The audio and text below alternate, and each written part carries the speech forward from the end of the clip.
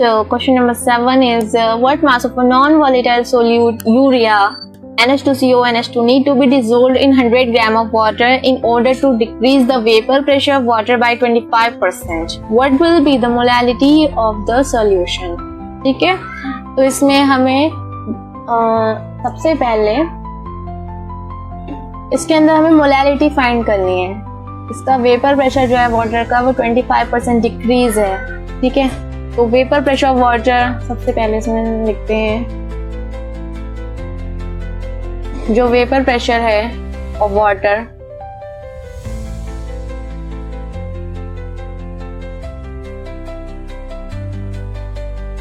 Decrease by 25%, मतलब 0.25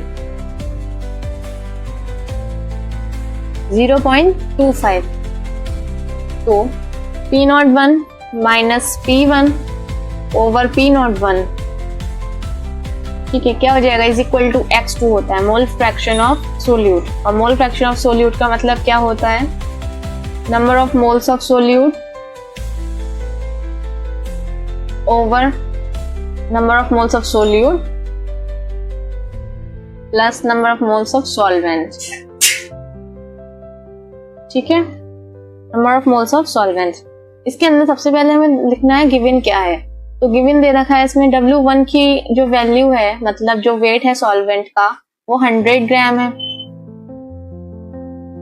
और जो मॉलिक्यूलर वेट है वो 18 ग्राम है, 18 मोल 18 ग्राम। ठीक है, और W2 जो है देखो, और अगर हम इसके मोल निकालेंगे, वाटर के मोल्स निकालेंगे, तो क्या हो जाएगा, 5.55 हो जाएगा, बिकॉज 100/18 होता है ये, तो इसके मोल्स हो जाएंगे 5.55। ठीक है, W2 की वैल्यू कितनी है, W2 की वैल्यू हमें नहीं पता है, और M2 की वैल्यू हमें दे रखी है 60 मोल। ठीक है, देखो NH2CO NH2 का जो मॉलिक्यूलर वेट होता है वो 60 होता है। अब हम निकाल लेंगे 0.25 जो है P01 माइनस P1 दे रखा है, 0.25 is equal to number of moles of solute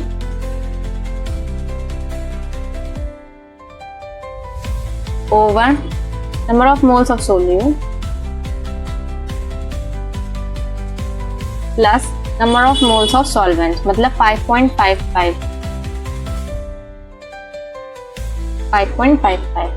देखो हम इसमें फिर 0.25, ये जो पूरा टर्म है ये इधर चला जाएगा, 0.25 मतलब N solute, number of moles of solute plus 5.55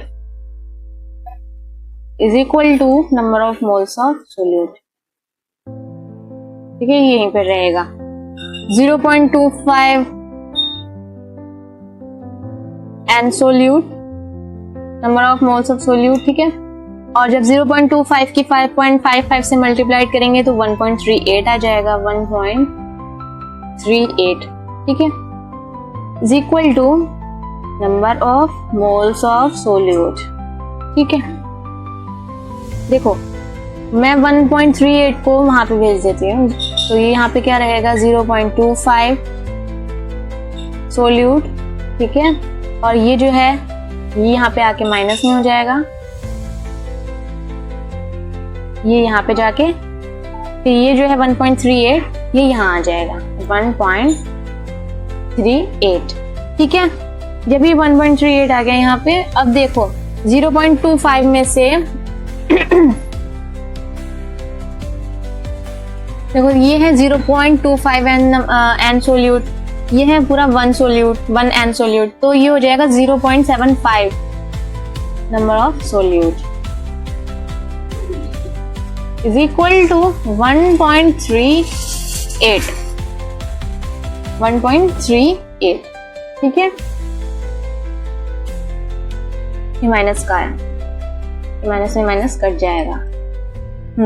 अब ये देखो N सोल्यूट को मैं यहीं पे रखूंगी इज इक्वल टू 1.38 ओवर ये जाएगा 0.75।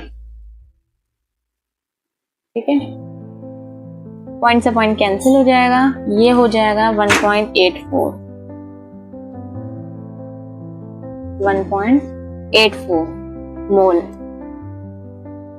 ठीक, अच्छा अब देखो, अब हम क्या करते हैं, जो मोल्स हैं अब निकाल लेंगे हम। मोल्स कितने होते हैं, वेट बाय मॉलिक्यूलर वेट होता है, weight by molecular weight, weight by molecular weight होता है। अब वेट कितना दे रखा है, वेट अगर नहीं पता है हमें तो वेट निकालने के लिए हम निकाल लेंगे moles into molecular weight, moles into molecular weight. ठीक है, मोल कितने दे रखे हैं, 1.84 दे रखा है, एंड मॉलिक्यूलर वेट हमें कितना दे रखा है, 60। तो 60 इंटू 1.84 कितना होता है, 110 ग्राम होता है।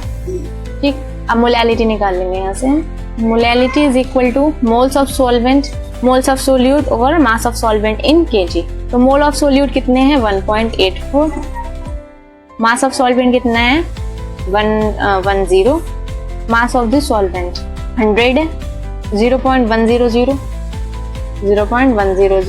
केजी में है ना, तो 1 पॉइंट आ जाएगा। ठीक है, अब देखो यहाँ से पॉइंट हमने हटाया, यहाँ का पॉइंट हटाया, यहाँ पे एक 0 ऐड कर दिया, ये हो जाएगा 180, ये हो जाएगा 18.4 मोलैलिटी। ठीक है, तो 18.4 मोलैलिटी आंसर है ये।